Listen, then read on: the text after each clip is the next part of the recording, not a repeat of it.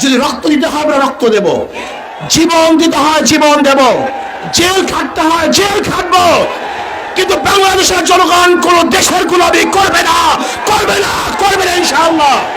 এদেশের মুসলমান স্বাধীন নয়, সমস্ত মুসলমান বিক্রি হয়ে গেছে, তাদের গলার মধ্যে গোলামের জিনজির লাগিয়ে দেওয়া হয়েছে। আজকে Dhaka university, Nawab Salimullah donkey university মুসলমানদের জন্য ইউনিভার্সিটি করা হয়েছিল। সেখানে মুসলমানরা নামাজ পড়তে পারবে না, ইফতার করতে পারবে না, সেখানে পূজা চলবে, মঙ্গল শুভ যাত্রা চলবে। এটা বাংলাদেশের মানুষ মানতে পারে না, মানবে না ইনশাআল্লাহ। ফরিদপুরে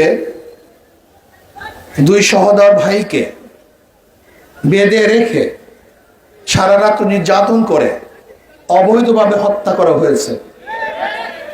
কেন হত্যা করা হয়েছে?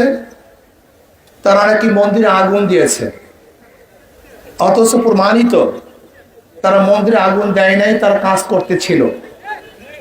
কিন্তু সরকার এক সপ্তাহ হয়ে যাওয়ার পরেও হত্যাকারীদেরকে গ্রেফতার করে নাই।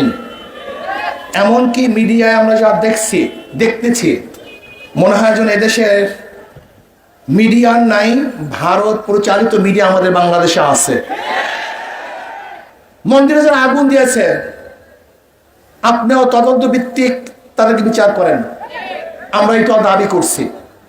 আর যারা অবৈধভাবে দুইজন শ্রমিককে হত্যা করেছে বাংলার জমিনে তাদের বিচার করতে হবে। বাংলাদেশ কখনো কোনো অবস্থাতেই সাম্প্রদায়িক সৌহার্দ্যতা বিনষ্ট হয় নাই, আমরা হতে দিতে পারি না।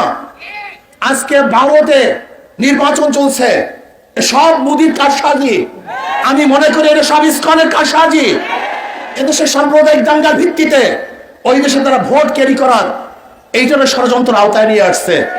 সব জায়গায় আপনি যান মিডিয়ায়, সেখানে বসা, আপনি যান প্রাইম মিনিস্টারের কার্যালয়, সেখানে বসা, আপনি যান সব জায়গায়, সেখানে সব তাহলে কেউ এই দেশটাকে স্বাধীন করেছিলাম, আমরা স্বাধীনভাবে থাকতে চাই, গোলাম হিসেবে থাকতে চাই না, গোলাম হিসেবে আসতে চাই না। বাঁচবো তো বাঘের মতো একদিন বাঁচবো, শিয়ালের মতো হাজার বছর বাঁচতে চাই না। যদি সরকার আগামী